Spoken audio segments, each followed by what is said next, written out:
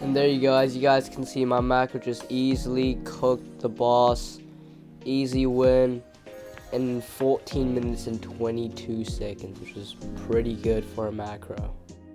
Yo guys, welcome back to another brand new video on my channel. In today's video, I'm going to be telling you guys how to actually set up a macro, I guess, for the Igris Boss Event, like as you guys can see right here, the Sanjin Boss Event. For this method to work, you guys will actually need a certain loadout, and also in the description of this video, I'll be putting the pre-recorded macro for the Igris Boss Event. So you guys can just use the macro that I've linked in description.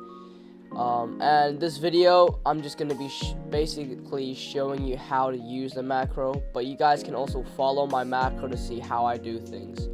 So let's get right into this video. Alright, so for this method to work, you guys will need a certain loadout, which I'll show you guys right now. Evo Tengen, as you guys can see, my glorious Evo Tengen. You want him to have level 50 and decent stats, so as you guys can see, minus SSA. It only has to be at least all A's. The next unit you guys will actually need is going to be Evo Vegeta, level 50 with decent stats as well, minus Z plus ZA. Like I said, it's best to have at least all A's.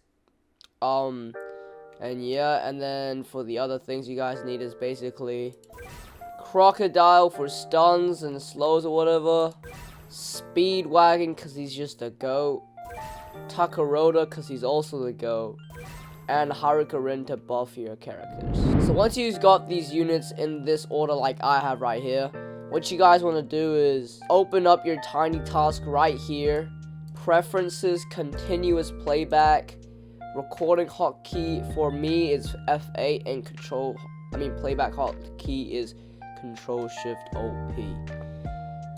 And with this, all you guys need to really do is click, after you downloaded the macro in the description, click open, bring and select in your macro that you downloaded, and open, click on it, open it, whatever. And then now that you have this, just put it on the side somewhere here, and yeah, you should be ready to go. These are my settings. You guys also have to turn off the camera shake, which you guys actually have to go into the game to turn it off. You guys can't turn it off in the lobby. So once you guys get in the game, remember to turn off camera shake. And let's get right into it. Oh, actually, before we do get right into the video, if you guys go into your settings and go into system and then go to display, you guys can see there's going to be a scale and layout. And what you guys want to do is have this at 100% and display resolution at 1920 by 1080. You guys can change this back after you stop doing the macro, but for the macro to work, your screen has to be pretty much the same resolution. Alright, so once you guys are loaded in, remember, go to the settings, turn off camera shake so it looks like this. I'm going to turn low detail mode back off because I want to see the details and everything. And then once you guys are in, click vote start, so the enemies will start coming in and they kill you, whatever, defeat you. And while they're walking by, all you guys want to do is on the third box, so 1 box, 2 box, 3 box, third box, whatever. On this box, you guys want to see on the edge, on the corner, this little thing. What you guys want to do is step pretty much on the middle of this thing, so like about something like that. And then go to your settings, turn the shift lock switch on, click control. Oh, also zoom your camera out all the way. Line this line with this line up here, and then unshift lock, go to settings, turn it back off so you don't mess up the macro, and then just wait until you're dead. Alright, so once you guys are on this screen, all you guys want to do is click Control Shift O P to start the macro, or whatever your playback hotkey is. Now, the reason I told you to turn off shift lock earlier was so that you don't turn on shift lock and start the macro and mess up your aligning and everything, right? So all you guys gotta do now is Control Shift OP, start the macro, and it's gonna click retry. Now I'm gonna voice over pretty much everything it does so that you guys can see how to set it up if you guys haven't already set it up. So basically, before the wave 1 starts, you guys want to place down your Speedwagon instantly. And also, actually on the screen, I'm going to throw up a little thing on the screen so you guys can see basically what to do at each waves. But for me, before wave 1 starts, place down Speedwagon. Before wave 2 starts, try to place down all 3 Speedwagons and the legendary farm, and upgrade the legendary farm once.